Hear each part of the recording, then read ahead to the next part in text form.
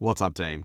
I'm super excited because this is going to be one of your first times tracking your OKRs. Now, this is a short video that's going to give you the really key basics and get you started nice and quickly. By the end of this, you're going to be tracking your OKRs in a really short, valuable way that's not adding time to your calendars. In fact, it should be saving you time. So let's get into it.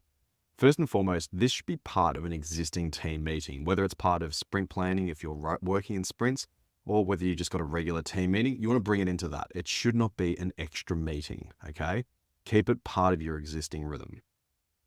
Now, the way we want to approach this is meeting generally weekly or every 2 weeks, no less than that, because a quarter goes by very quickly, and these should be the most important things.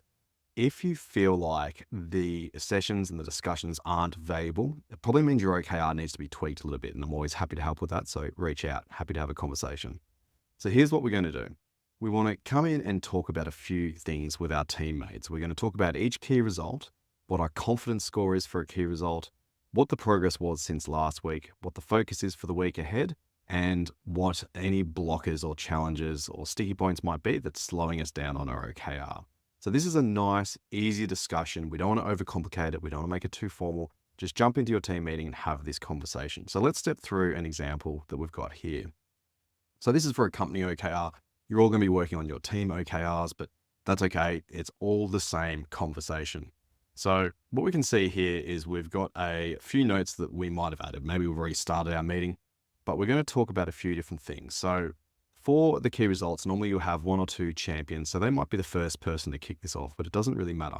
We're going to say, how confident are we that we're going to hit this target? So what we want to do with this key result is we want to increase the reorder rate from 45% to 70%. Now, the way I talk about a confidence score is how likely do you think it is that we're going to hit that? Or how much of that goal do you think we're going to achieve? If I thought we're only going to get about 50% of the way there, so halfway between 45 and 70%, I might give a confidence score of 0.5. If I think we're going to get about 80% of the way there, which is what we had, it's looking pretty good, I'm going to give it a 0.8. So whatever it might be, don't overthink this. It's more of a gut feel. The reason we do this is sometimes it takes time for the numbers to move. Those conversion rates, we're going to have to make a whole bunch of improvements and tweaks to see those numbers move. And we want to get a sense from the team. Are you confident? Do you think we're going to nail this key result, or are we not so confident?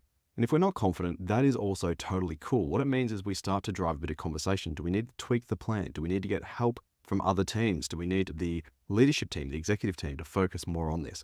Again, it's not a bad thing having low confidence. In fact, if anything, it's a good thing. It's a good behavior to call out, we don't know this is going so well, so we're going to need some help. So either case, we call out a confidence score. Now we have a quick conversation as a team. Does everyone agree with it based on what we understand? Normally in the beginning, people are going to be cool with it because we haven't talked about what we've achieved since last week, but we'll put it out there. If people are really unclear on it, then I would naturally drop the confidence score because as a team, we're not really clear. We're not all agreeing on, is this likely to be hit? So we go with the lowest confidence score in the team until everyone's aligned behind the plan and all on the same page. So this is all about getting aligned as well. So we're in our weekly check-in now as a team, and we're going to say, right, we've got a confidence score.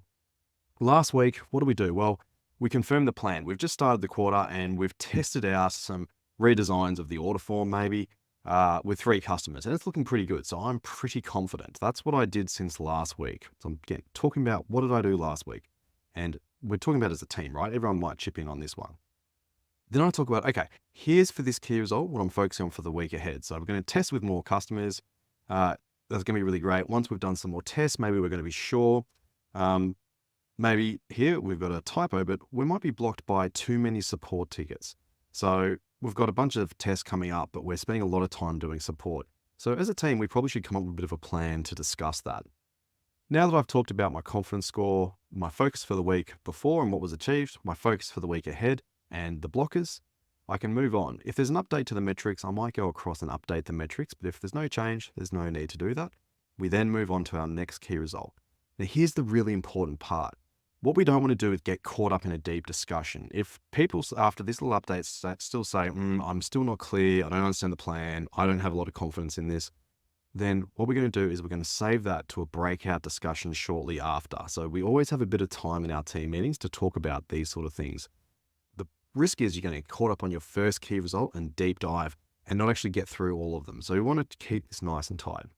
Now, generally this topic should be 15 minutes or less. It might take a little bit longer your first time round.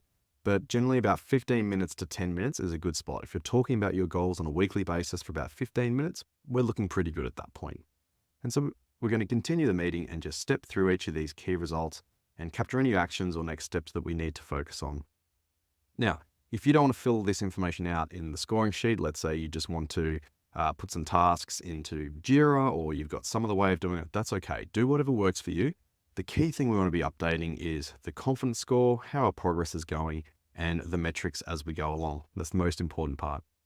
Okay, over to you to have your first OKR check-in. Remember, make it really safe, have a bunch of fun. There is no high expectations here. There's no pressure. Remember, having a really high confidence score isn't great. Having a low confidence score isn't bad. It is what it is. It's all about the conversation that we're having. If you do need any help, please do reach out. This is going to be absolutely epic. You're going to have so much fun, and I'll talk